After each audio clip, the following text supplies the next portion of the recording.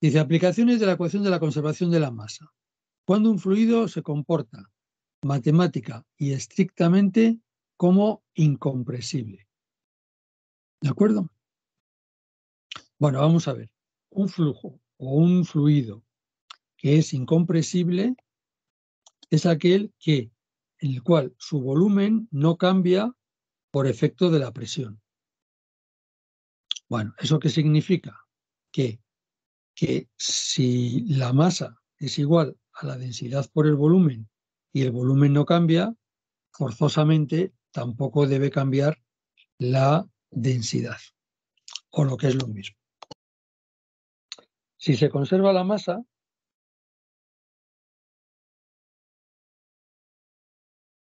y sabemos que la masa es igual a la densidad por el volumen, ¿qué es lo que pasa? Pues que un fluido incompresible, hemos dicho, es aquel que no cambia la masa, perdón, que no cambia el volumen cuando está afectado por unas determinadas fuerzas exteriores. Entonces, si diferenciamos la masa, el diferencial de masa será igual a la derivada de la densidad con respecto del tiempo por diferencial de t, bueno, por el volumen sin derivar, que es el volumen. Y ahora más la densidad sin derivar por la derivada del volumen con respecto del tiempo por diferencial de t, y esto tiene que ser igual a 0 para que se conserve la masa, que es la condición que nos están diciendo, ¿no? Entonces decimos, si el fluido es incompresible, el diferencial de volumen con respecto a el tiempo o a lo que sea, pues esto tiene que ser igual a 0. Por lo tanto, si esto es igual a 0 y la suma tiene que ser igual a 0, automáticamente nos quedaría que la derivada parcial de la densidad con respecto al tiempo por diferencial de t y por el volumen, esto tiene que ser 0. Esto pasaría aquí dividiendo, esto pasaría aquí dividiendo, y cualquier 0 dividido por cualquier cosa seguiría siendo 0. Luego, por lo tanto, la variación de la densidad con respecto del tiempo tiene que ser estrictamente 0. ¿De acuerdo? Entonces, esta es la condición, que la densidad tiene que ser constante en un fluido incompresible.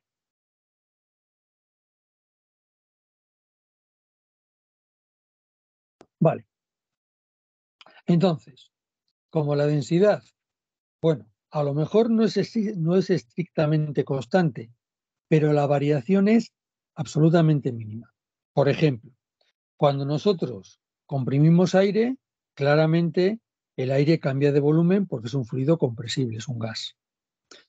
Cuando comprimimos agua en el mismo volumen, en realidad el agua sí se comprime, pero se comprime tampoco con respecto al volumen inicial que teníamos, que esa variación pues puede ser del orden de un 0,01%. Por lo tanto, simplemente lo que hacemos es despreciar esa mínima variación de volumen con respecto al volumen inicial. En todo caso, el fluido que menos se comprime, o que es, por decirlo de alguna manera, más incompresible, es el aceite hidráulico, que prácticamente no es que se desprecie, es que no se comprime absolutamente nada, ¿vale? Es el que se considera como el líquido o como el fluido más incompresible, ¿vale? Entonces decimos, vale, pues ahora lo que hacemos es que en la ecuación de la conservación de la masa, nosotros lo que teníamos era que la B pequeña era igual a la B grande partido por la masa, pero como la B es igual a la masa, la B es la variable esta típica del teorema de transporte. Como esto es igual a la masa, ¿qué es lo que pasa? Pues esto es igual a la masa partido por la masa y esto es igual a 1. Por lo tanto, en la ecuación de la conservación de la masa, lo que nosotros nos vamos a encontrar es que la derivada o la derivada parcial de B del sistema con respecto del tiempo, que es igual a la integral de la derivada de la densidad con respecto del tiempo por el diferencial de volumen. ¿Vale? Integrado a lo largo de un volumen de control. Más la integral a lo largo de la superficie cerrada que envuelve este volumen de control de la densidad por 1, ¿vale? Porque la B es un 1, por la velocidad, producto escalar por la normal a la superficie de esa sección, por el diferencial de A. Pero ¿qué es lo que pasa? Que esto habíamos dicho que era exactamente igual a la integral en el volumen de control de, de la divergencia de esta función, que sería la divergencia de ρ por u, que eso ya va a ser un vector, ¿de acuerdo? Y haríamos el producto escalar del operador gradiente con el vector ρ por u diferencial de v. Por lo tanto, esta variación de la propiedad B del sistema, que es la masa, con respecto del tiempo, sabemos que esto tiene que ser 0. Pues esto va a ser igual a la integral en el volumen de control de la derivada de la densidad con respecto del tiempo más la divergencia de la función ρ por u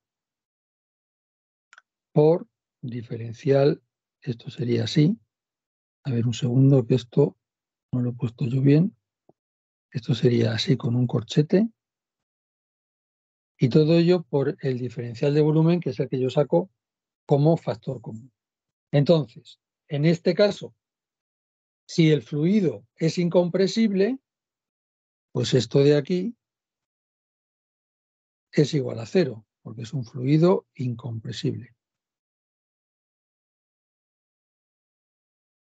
Luego, ¿qué se verifica?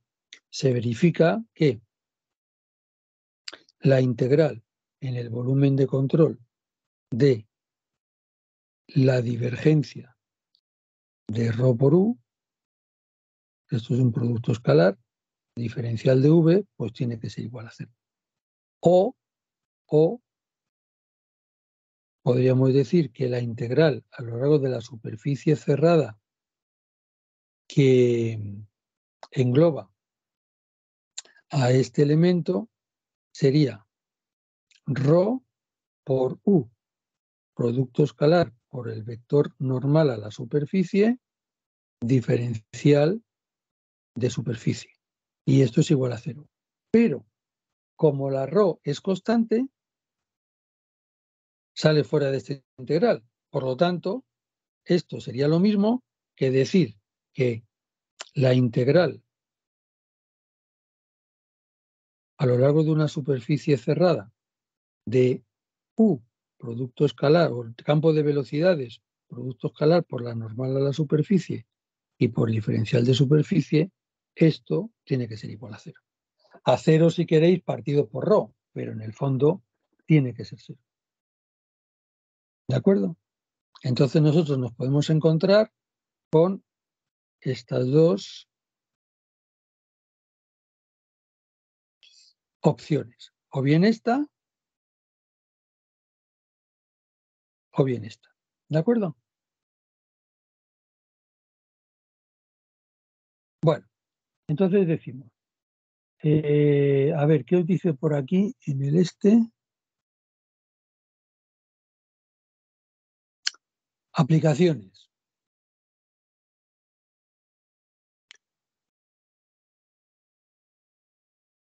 Decimos, bueno, si nosotros, en vez de considerar la expresión integral, hubiéramos considerado la función diferencial, acordaros, la función diferencial es esto que estoy subrayando en amarillo. ¿De acuerdo? Por lo tanto, esto no sería ni más ni menos que decir, en su forma diferencial,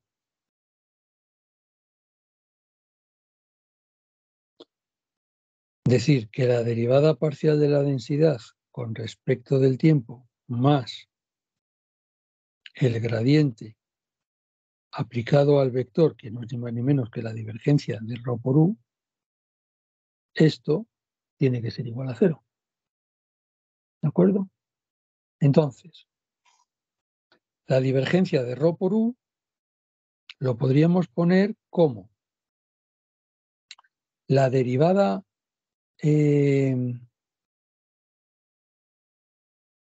a ver, esto lo podríamos poner como la derivada de ρ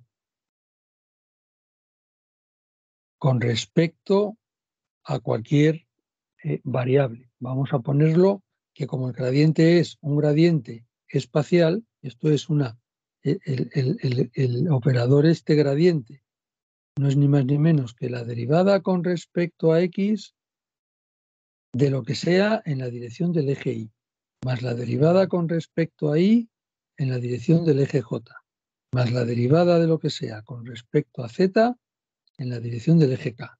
Pues entonces, esto podríamos ponerlo que en un caso unidireccional, por ejemplo, ¿vale? Pues esto sería la derivada de ρ con respecto de x por el vector u sin derivar, más ρ por la derivada parcial del vector u con respecto de x. Esto sería, ojo, solo en un caso unidimensional, ¿vale?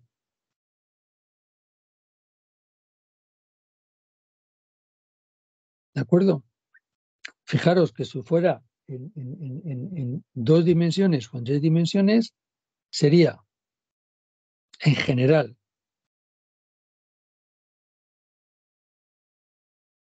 esto sería la derivada de ρ con respecto de x más la derivada de ρ con respecto de y más la derivada de ρ con respecto de z por el vector u sin derivar más la ρ por la derivada de u con respecto de x más la derivada del vector u, que es la velocidad con respecto de y, más la derivada del vector u con respecto de z. Que lo único que cambia es simplemente que se nos complica un poco más la historia. ¿De acuerdo? Entonces decimos, vale, pues entonces, en general, esta ecuación de aquí, por simplificar, nos va a quedar que la variación de ρ con respecto del tiempo más la variación de ρ con respecto de la posición por el vector velocidad más la ρ por la variación de ρ la variación de el vector velocidad con respecto de x, esto tiene que ser igual a 0. ¿De acuerdo? Entonces, ¿qué es lo que sucede? Pues que esto, si la variación de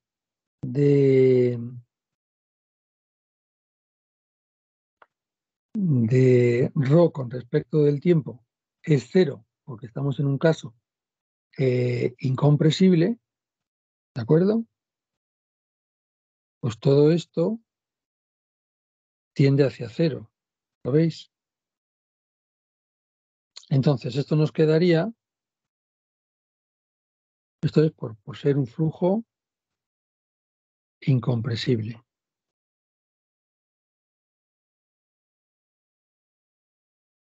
Entonces, ¿esto qué nos quedaría? Que U por la derivada de ρ con respecto de la posición es igual a menos ρ por la derivada de U con respecto de X. ¿De acuerdo?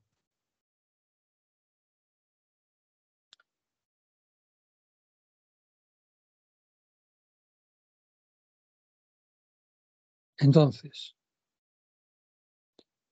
si yo esto de aquí lo considero en valor absoluto, ¿qué va a pasar? Pues que la variación, bueno, vamos a olvidarnos del valor absoluto. La variación de la densidad con respecto de la posición será algo más pequeño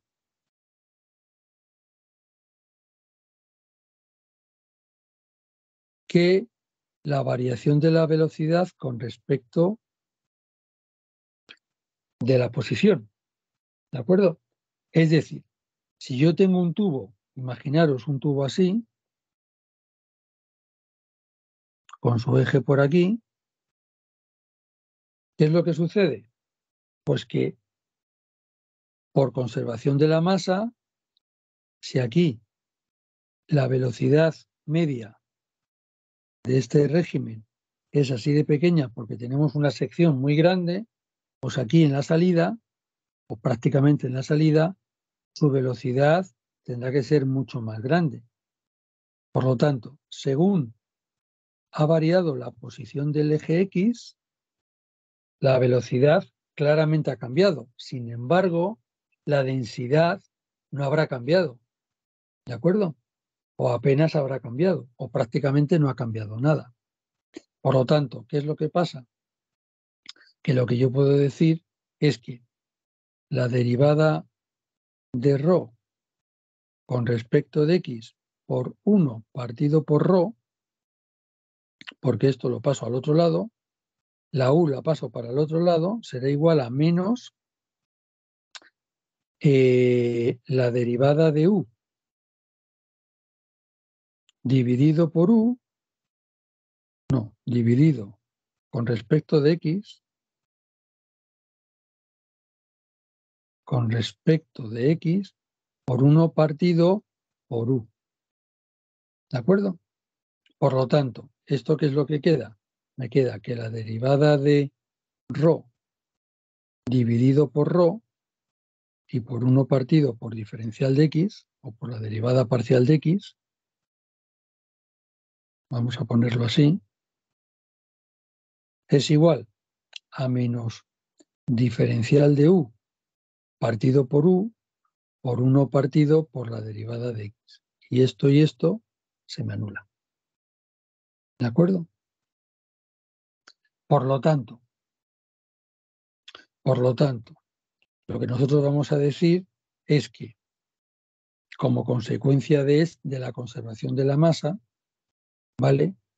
La derivada o el diferencial de la densidad con respecto a la densidad es igual a menos la derivada de U con respecto a U, que es la velocidad. Pero en realidad esto no es que sea igual, esto en realidad es que es mucho más pequeño que esto. Porque hemos dicho que la densidad no cambia. ¿De acuerdo? Por lo tanto, si esto es mucho más pequeño, ¿esto qué significa? Que la variación de U con respecto a la velocidad tiende a ser nula. ¿De acuerdo?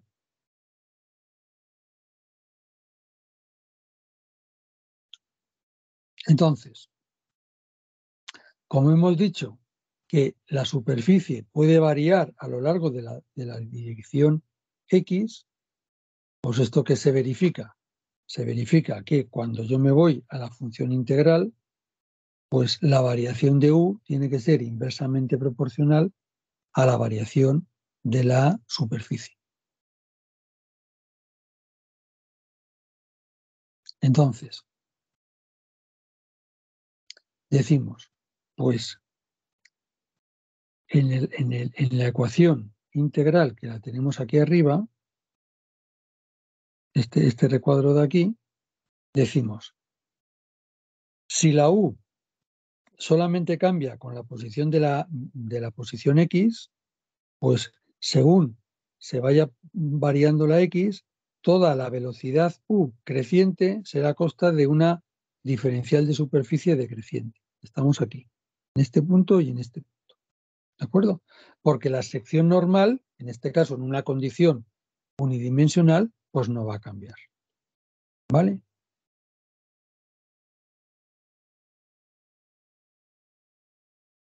Entonces decimos, si el fluido es incompresible, pues en un flujo unidimensional la velocidad va a cambiar inversamente proporcional con la superficie. Pero la superficie, ¿de qué depende? Depende de un tamaño perpendicular que es una magnitud característica que está elevada al cuadrado. La superficie es metros cuadrados. ¿De acuerdo? Por lo tanto, lo que nosotros vamos a decir es que la variación de velocidad con respecto de la velocidad, como esto tiende hacia cero, pues entonces la integral a lo largo de la superficie de control de la U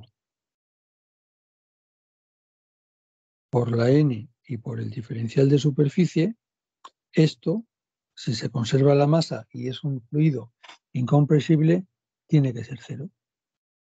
¿De acuerdo? Por lo tanto, decimos, de aquí sacamos que si U crece, esto implica que el diferencial de superficie disminuye exactamente en la misma proporción, para que el producto sea siempre constante, porque la N no va a cambiar de signo. Estamos hablando de un fluido unidireccional, ¿vale?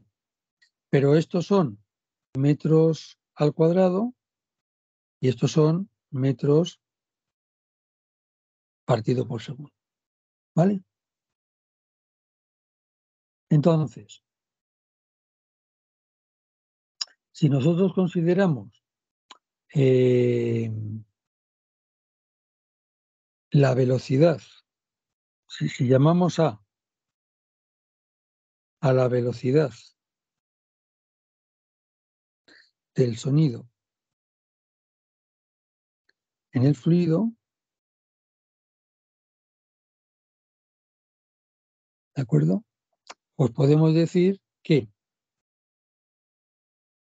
la variación o el diferencial de densidad va a ser igual a, bueno, podemos decir que la variación no de la densidad, de la presión acústica,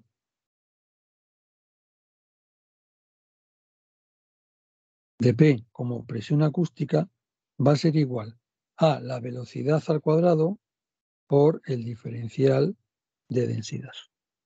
¿De acuerdo? O lo que es lo mismo.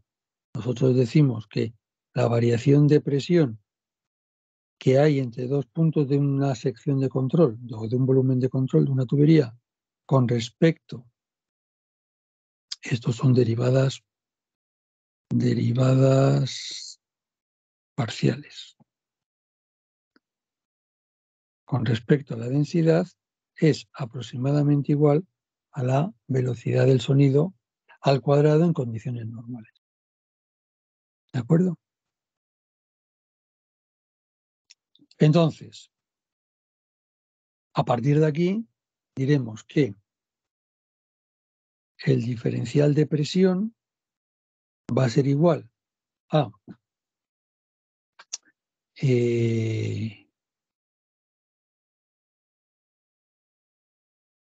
al cuadrado por el diferencial de densidad.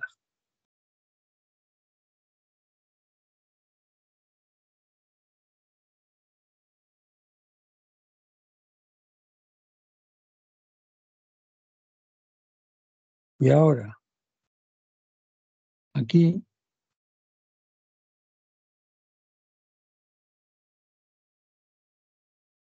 decimos, a ver un segundo.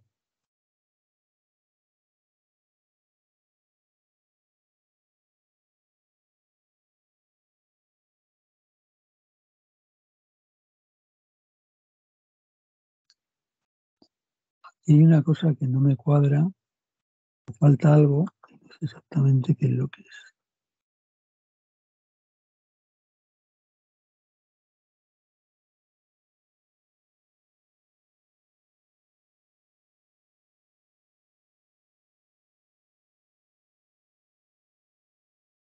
Vale, vale. Entonces decimos, bien, esta sería la variación de la presión. Pero ¿qué es lo que sucede? Que si aplicamos la ecuación de Bernoulli,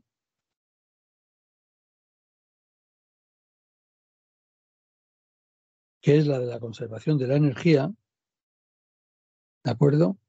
Decimos que la presión en unidades de presión más un medio de la masa que está relacionada con la densidad por la velocidad al cuadrado más ρ, que es la densidad, por g, que es el peso específico, por z, esto tiene que ser igual a cero. ¿De acuerdo? Si nosotros consideramos una tubería en la que z es constante, pues la z es constante y no cambia a lo largo del flujo unidimensional de la tubería. Por lo tanto, esto se correspondería con que la variación de presión más un medio por la variación de ρ por el vector u al cuadrado, esto tiene que ser igual a cero. ¿De acuerdo? O lo que es lo mismo, diríamos que toda esta ecuación de Bernoulli en el punto 1, que sería este punto de aquí, tiene que ser igual a toda la misma ecuación de Bernoulli en el punto 2 de ese sistema. Por lo tanto, la variación de 1 a 2, ¿de acuerdo?, tendría que ser nula, considerando que no hay rozamiento interno en el fluido. Por lo tanto, en este caso, decimos, pues ¿cuánto vale esto? Como esto es un producto, esto será la derivada de ρ, o mejor dicho, el diferencial de ρ por u al cuadrado sin derivar, más ρ por la derivada de u al cuadrado, que sería 2u por diferencial de u. ¿Vale? Por lo tanto, el diferencial de presión sería igual a menos un medio de diferencial de ρ por la velocidad al cuadrado más ρ por 2 por u y por diferencial de u. ¿Vale?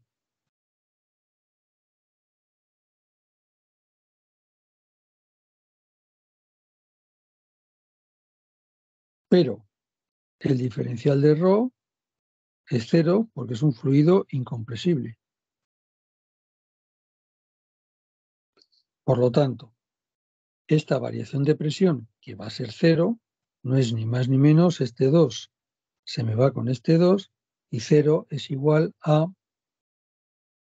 menos ρ por u por diferencial de u. ¿De acuerdo? Por lo tanto, voy a cambiar aquí la página. Aquí. Por lo tanto, decimos, pues lógicamente, si nosotros hacemos que un movimiento, que este fluido pase del punto 1 al punto 2 modificando su velocidad, lógicamente la variación de presión tiene que cambiar. La presión tiene que cambiar. Luego este valor tiene que ser distinto de 0. Pues por un lado, diremos que el diferencial de presión es igual a la velocidad del sonido al cuadrado por diferencial de la densidad. Y por otro lado, diremos que esta variación de presión es igual a menos ρ por U por diferencial de U.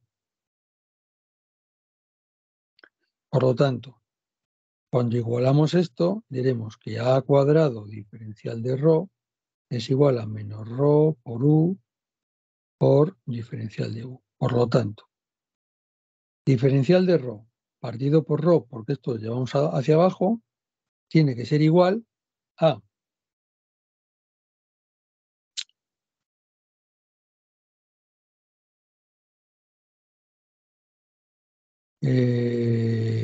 U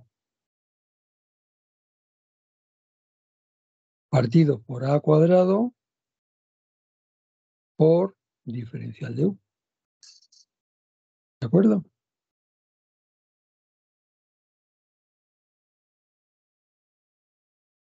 Entonces, si yo ahora esto lo multiplico, bueno, esto sería vector. Si yo ahora esto lo multiplico por U y lo divido por U, pues no he hecho nada, ¿no? Pero ¿qué es lo que pasa? Que todo esto no es ni más ni menos que U partido por A al cuadrado por diferencial de U partido por el vector U. ¿Lo veis? Entonces, en esta ecuación,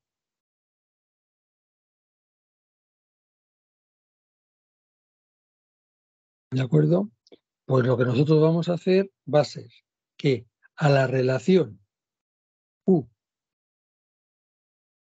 partido por A, o lo que es lo mismo, a la velocidad del fluido en cada instante, dividido por la velocidad del sonido dentro de ese fluido en cada instante, esto es lo que llamamos el número Mach. ¿Vale? Por lo tanto, podemos decir que la variación de la densidad con respecto a la densidad es igual al número de Mach al cuadrado por la variación de la velocidad con respecto de la velocidad. ¿Vale? Entonces, ¿qué es lo que sucede? Bueno, y aquí se me ha olvidado meter, cuidado, se me ha olvidado meter este signo menos, ¿vale?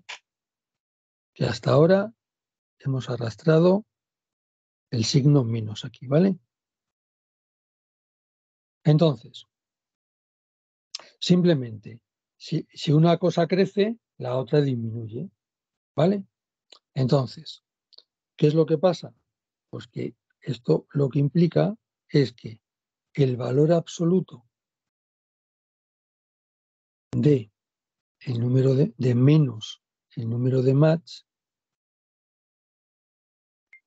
al cuadrado me va a indicar si el fluido va por debajo de la velocidad del sonido o por encima de la velocidad del sonido en ese determinado medio. ¿De acuerdo? Entonces, si nosotros decimos que el número de Mach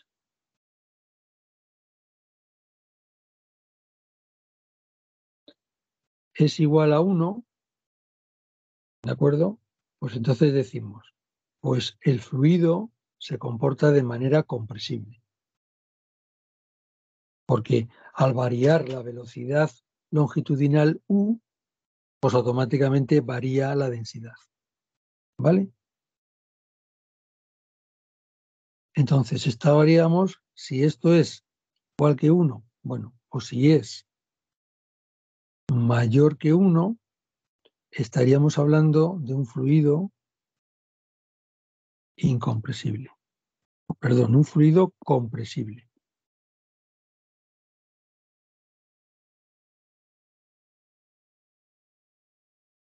Y si estamos por debajo de 1, pues aquí podemos determinar dos cosas. Si realmente está entre 0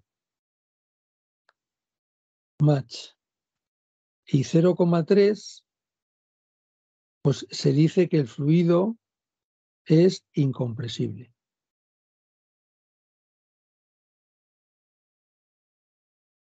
Pero si estamos con un número de Mach mayor o igual que 0,3 y menor que 1, pues entonces se considera que el fluido es compresible.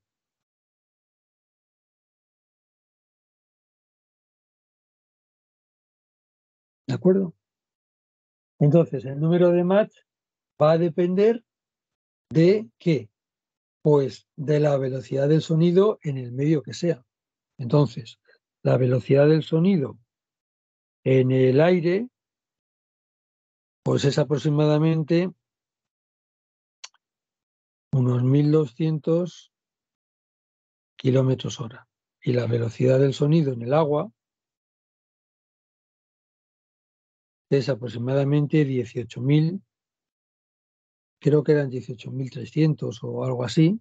Ah, mira, si aquí lo tenéis. Sí, 18.200 kilómetros por hora.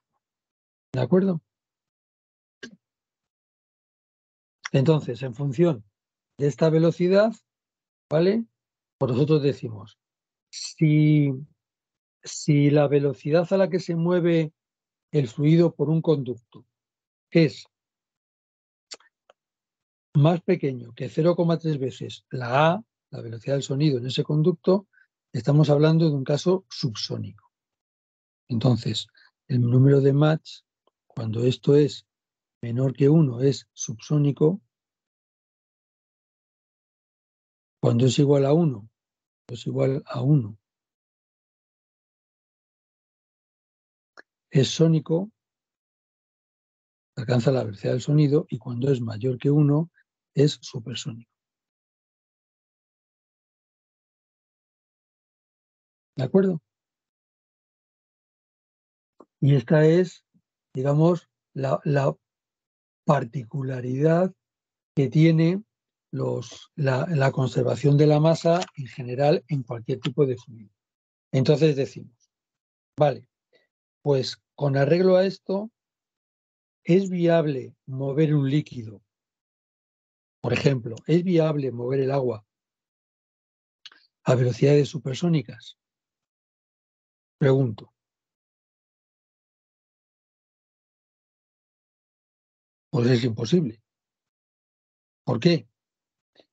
Porque tendríamos que lanzar algo que se mueva dentro, o mover un cuerpo dentro del agua a 18.200 kilómetros por hora multiplicado como mínimo por 0,3. ¿Para qué? Para que ese agua se convierta en un fluido ligeramente compresible. ¿Vale? Sin embargo, en el caso del aire, pues el proceso es mucho más sencillo. ¿Por qué?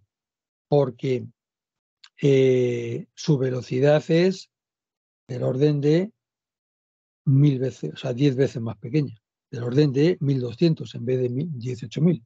¿Vale? Entonces, una de las cosas, por ejemplo, que se trabaja con los torpedos, ¿vale? Es diseñar el torpedo de forma que no entre en contacto con el agua, es decir, que su velocidad sea lo suficientemente elevada como para que la fricción con el agua haga una capa de vapor alrededor del torpedo, de forma que la resistencia hidrodinámica sea muy pequeña. Claro, la resistencia aerodinámica entre una masa metálica dentro del vapor de agua es infinitamente más pequeña que la que existe con el agua líquida. ¿Vale? Bueno, pues esto sería lo que os han puesto aquí en el problema 3.